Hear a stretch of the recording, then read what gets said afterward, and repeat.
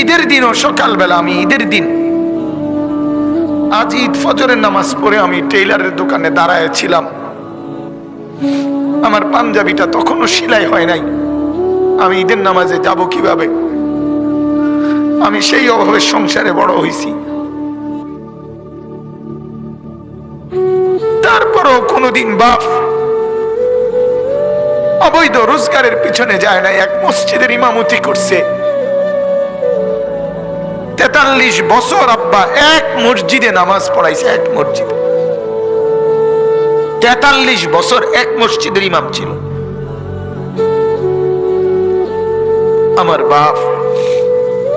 এটা বোঝা উচিত নিজের সন্তানকে গুনাহের রোজগারের উপরে নামায় দিয়ে কেমনে সুখ আসবে?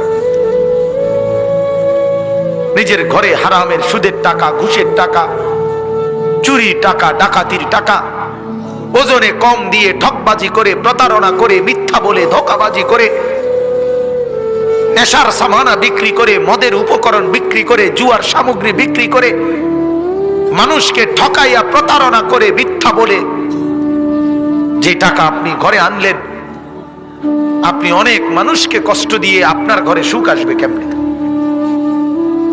বলে? আল্লাহ আমাদেরকে বুঝার তৌফিক দান করুন।